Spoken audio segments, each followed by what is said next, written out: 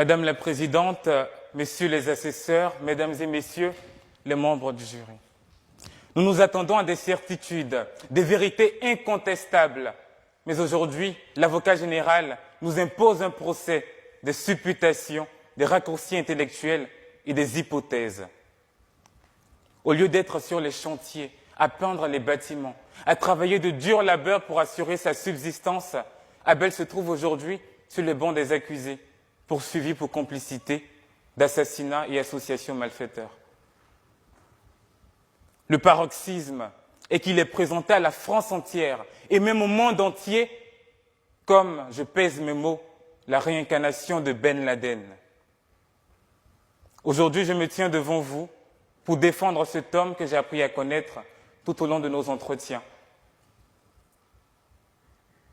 Abel, âgé de 36 ans, quoi qu'on en dise, force l'admiration par son travail, son courage et l'amour qu'il a pour son prochain. Pendant qu'Édith Piaf voyait la vie en rose, Abel, lui, n'en récoltait que les épines qui ont meurtri son âme si sensible et sa chair si fragile. Son existence a été jonchée de difficultés à plusieurs niveaux. Tout d'abord, en 1990, son père décide de retourner définitivement en Algérie et divorce de sa femme en 1993. Cette séparation va sonner même le glas de la déchirure viscérale de la famille Mara. C'est un coup dur pour Abel. Un coup dur parce qu'un père, ce n'est pas seulement celui qui donne la vie, ce serait trop facile. Un père, c'est aussi celui qui donne l'amour. Comme le dirait Denis Laure. Alors sans père ni repère, Abel est condamné à vivre avec une carence d'affection. Et comme si cela ne suffisait pas, les relations se tendent dans la cellule familiale. En effet, divorcée, Madame Mara doit non seulement endosser son rôle de mère, mais aussi celui de père pour élever seule ses 5 enfants. Vous conviendrez avec moi que ce poids est trop lourd pour elle seule et n'y arrive pas. La violence s'installe et les brouilles familiales sont régulières.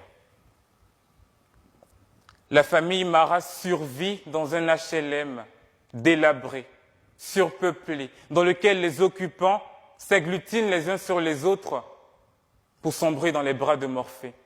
Dans ce quartier d'Izard, quartier populaire, terreau de la délinquance, plaque tournante du trafic de drogue, QG des voyous. Ce ne sont pas des clichés ou encore des formules caricaturales relayées par BFM TV. Mais ce sont les réalités de ce quartier. Et c'est dans cet environnement-là qu'est censé se développer Abel. Alors, naturellement, pour s'évader un tant soit peu de ce climat délétère, adolescent, Abel passait la majeure partie de son temps avec ses potes, à la chicha, à fumer, à boire de l'alcool ou encore à consommer des résines de cannabis. Tout comme son grand frère d'ailleurs, lui aussi qui est un ancien toxicomane et alcoolique. Il est vrai que mon client n'est pas un saint, son casier judiciaire ne plaît pas en sa faveur. Il a récidivé plusieurs fois pour des faits de violence physique, notamment à l'égard de son grand frère, Gami. Néanmoins, Abel a fait le choix. Il a fait le choix de prendre son destin en main. Il a fait le choix de rompre avec cette enfance baignant dans la violence. Il a fait le choix de se lever, cette fois-ci par le travail. Comme il l'a admis dans la conception générale, il n'est pas trop tard pour bien faire.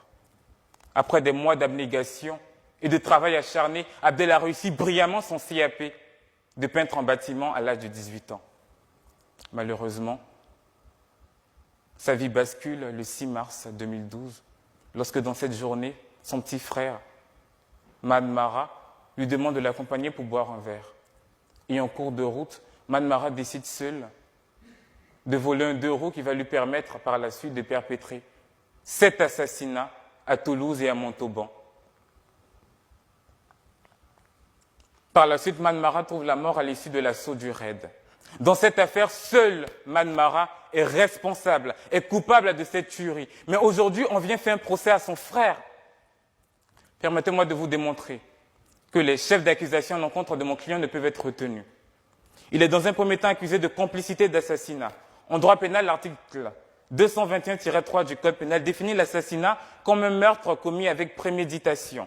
C'est une infraction grave pour laquelle l'assassin doit avoir le dessein mûri et réfléchi de tuer la victime avant d'accomplir son acte. L'article 121-7 du même code définit le complice comme étant La personne qui sciemment, par aide